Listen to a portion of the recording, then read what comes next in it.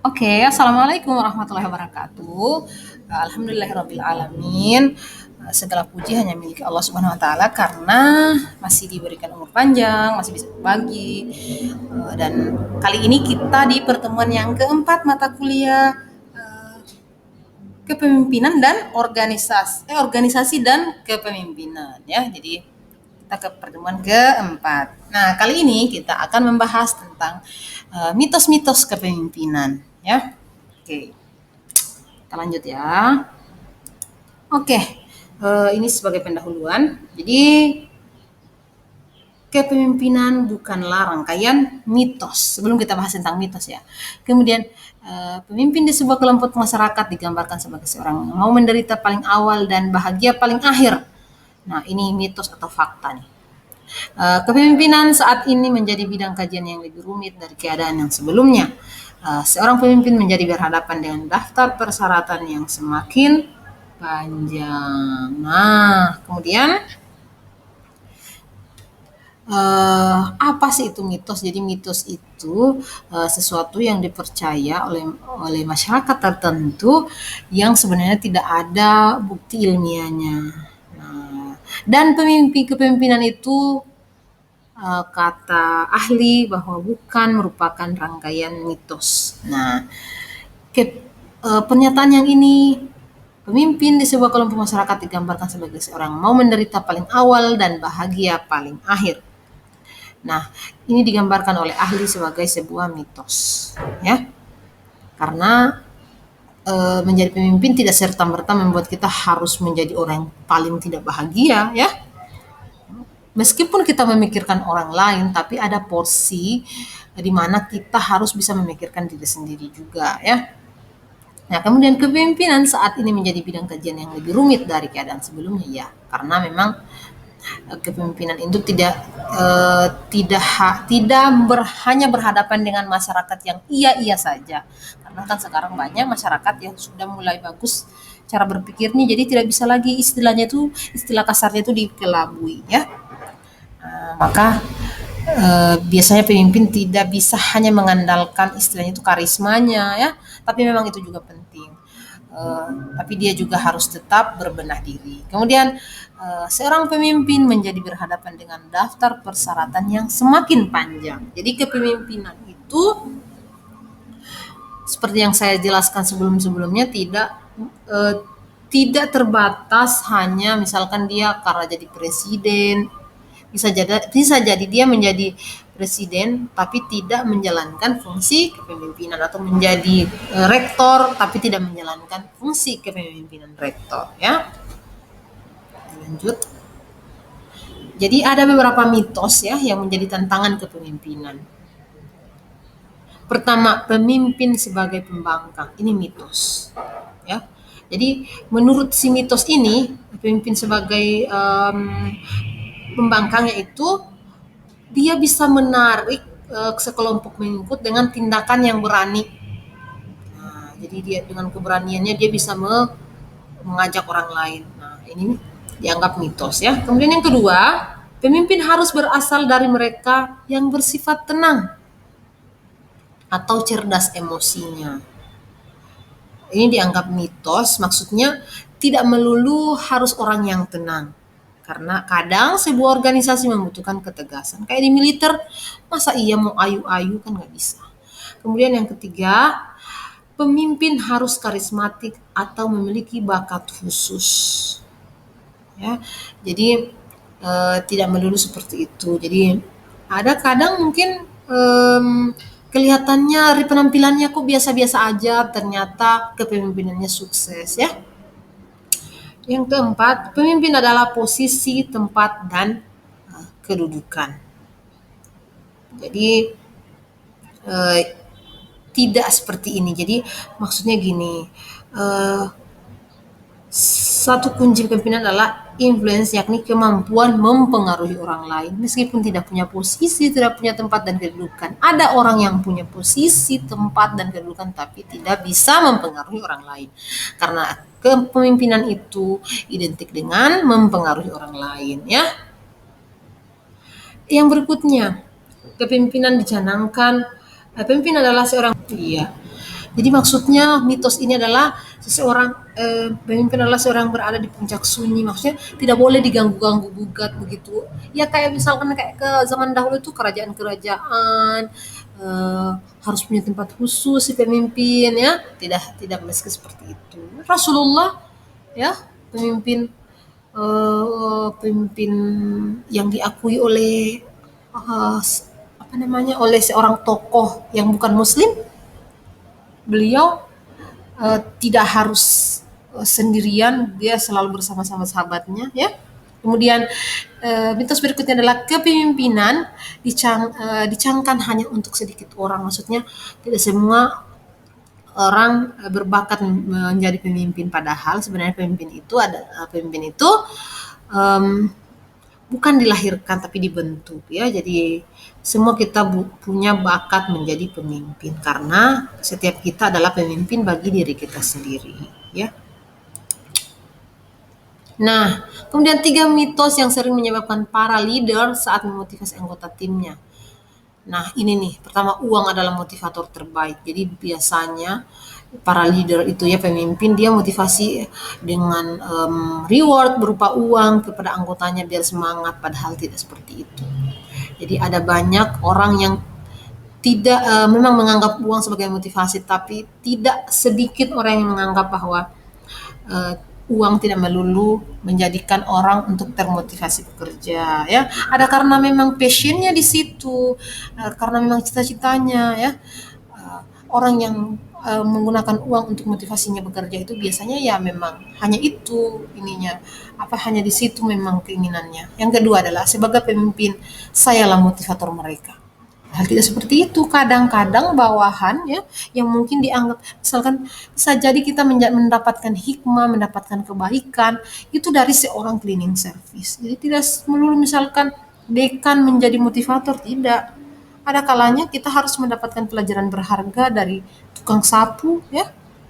Kemudian yang berikutnya ketakutan adalah motivator yang dahsyat. Jadi menakut-nakut misalkan kalau enggak tepat waktu nanti dipecat. Pokoknya seperti itu padahal eh, hal-hal seperti itu hal-hal yang akan mudah lepas seperti itu ya. Jadi meskipun dikasih bonus em, apa namanya pemimpin terlalu egois menganggap dirinya satu-satunya yang bisa memotivasi anggotanya ya. Oke, yang berikutnya adalah pemahaman terhadap mitos-mitos kepemimpinan. Jadi saya mengutip pendapatnya Maxwell 5 mitos kepemimpinan. Itu mitos manajemen, mitos usahawan, mitos pengetahuan, mitos pelopor, dan mitos posisi. Kita bahas satu persatu ya. Nah, apa sih itu mitos manajemen? Jadi mitos manajemen itu eh, adalah terdapat suatu kesalahan yang meluas hingga saat ini bahwa menjadi pemimpin dan manajer adalah sama.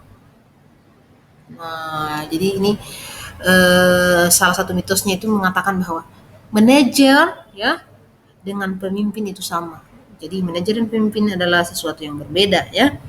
Jadi satu kata yang membedakan pemimpin dan manajer, yakni pemimpin melakukan yang benar, sedangkan manajer melakukan dengan benar. Pemimpin melakukan dengan benar, melakukan yang benar, dan manajer melakukan dengan benar, ya. Jadi pemimpin bekerja menggunakan sebagian besar kapasitas otak kanannya, sementara manajer bekerja menggunakan sebagian besar otak kirinya. Jadi itu mitos manajemen. Jadi manajer dengan pemimpin itu berbeda ya. Yang kedua, mitos usahawan. Nah, apa sih mitos usahawan? Jadi mitos usahawan adalah semua pramuniaga serta usahawan adalah pemimpin. Nah, faktanya tidak semua. Jadi biasanya orang kaya itu dianggap bisa menjadi pemimpin. Nah, tidak semua seperti itu, ya. Jadi orang mungkin saja membeli barang yang dijualnya tapi tidak menjadi pengikutnya. Ya, mungkin bagus ininya apa istilahnya pemasarannya, tapi tidak semua mungkin orang akan membeli tapi tidak akan menjadi pengikutnya. Yang berikutnya mitos pengetahuan. Jadi Nah, jadi mitos pengetahuan, kita ulangnya, mitos pengetahuan, kebanyakan orang percaya bahwa pengetahuan adalah inti kepemimpinan. Jadi maksudnya yang menjadi pimpinan itu harus orang yang berpendidikan tinggi. Jadi tidak semua. Rasulullah waktu dijadikan pemimpin, beliau kan ada banyak suku Quraisy yang lebih ya oke lah seperti itu. Atau mungkin apa ya? Misalkan kayak di desa-desa itu biasanya pemimpinnya pimpinan adatnya, misalkan dia sebenarnya tidak sekolah tapi dijadikan pemimpin. Jadi mitos pengetahuan ini menganggap bahwa tidak bisa orang dinilai hanya karena misalkan dia sarjana S3. Bisa jadi dia hanya kuliah-kuliah saja tapi tidak punya pengalaman kepemimpinan, ya. Kemudian mitos pelopor. Nah, mitos pelopor ini sebuah konsep keliru bahwa siapapun yang ada di depan kerumunan orang banyak adalah seorang pemimpin. Untuk menjadi pemimpin, seorang bukan saja harus berdiri di depannya, jadi untuk membantah. Jadi untuk menjadi seorang pemimpin, seseorang bukan saja harus berdiri di depan, melainkan juga berhasil membuat orang mengikuti di belakangnya. Ya, mengikuti pimpinannya dan menindaklanjuti visinya. Jadi terkadang pemimpin itu tidak harus selalu berada di posisi paling depan. Bisa jadi mungkin dia di belakang dan dia akan membuat orang lain mengikuti di belakangnya. Ya.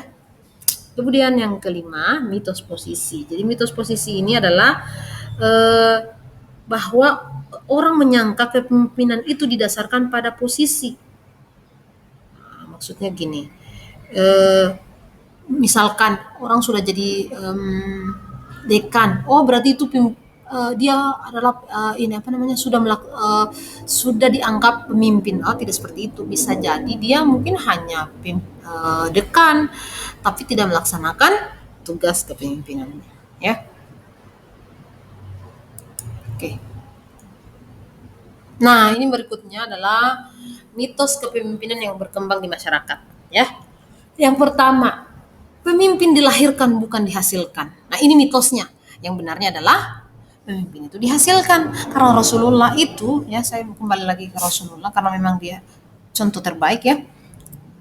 Beliau itu dilahirkan dalam keadaan yatim, tapi memang sudah terdidik. Dia harus dibesarkan oleh di tempat yang damai, yang segar, sehingga terbentuk fisiknya yang baik, fisiknya yang kuat, ya, bahasa bertutur katanya bagus karena di tempat penitipannya yang disusui oleh ibu asuhnya itu memang bahasanya bagus. Nah, jadi bukan dilahirkan, ya, tapi dihasilkan. Dia harus dibentuk. Kedua adalah sekali memimpin tetap memimpin. Oh, tidak seperti itu, karena mitos seperti ini biasanya karena anak presiden dia juga bakalan jadi presiden. Oh, tidak serta merta. Meskipun banyak yang seperti itu karena mungkin hasil didikannya. Nah, kemudian pemimpin memiliki intensitas perasaan lebih tinggi dibandingkan orang kebanyakan. Jadi tidak melulu seperti itu. Kalau seperti ini terus tidak akan ada masukan dari anggotanya, ya. Kemudian yang berikutnya, kepemimpinan adalah keahlian yang jarang. Jadi karena kepemimpinan itu dibentuk, maka seharusnya setiap orang bisa membentuk. Dan biasanya yang dibentuk dari sejak kecil oleh orang tua. Kemudian yang kelima, kepemimpinan hanya ada di puncak kelompok. Jadi tidak seperti itu. Jadi misalkan dia harus jadi pimpinan apa gitu baru dianggap melaksanakan tugas kepemimpinan, tidak seperti itu. Ada banyak orang yang dia bergaul dengan masyarakat tapi bisa memberi pengaruh. Yang keenam, kita akan lihat pandangan ajaran Islam terhadap mitos kepemimpinan. Nah, bagaimana sih pandangannya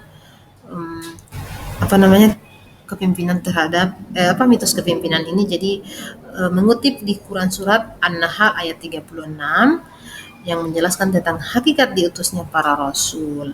Nah, jadi artinya, dan sungguh kami telah mengutus rasul pada tiap-tiap umat untuk menyerukan sembahlah Allah dan jauhilah tagut itu. Maka di antara umat itu ada seorang yang diberi petunjuk oleh Allah dan ada pula di antaranya orang-orang yang telah pasti kesesatan baginya.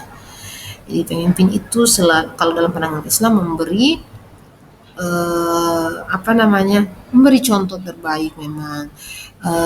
Karena kan memang kepemimpinan itu dibentuk. Oke, jadi kita berhak, kita punya kesempatan untuk membentuk diri agar bisa layak menjadi pemimpin. Jadi kalau laki-laki dengan perempuan itu di mata Islam itu punya posisi yang sama.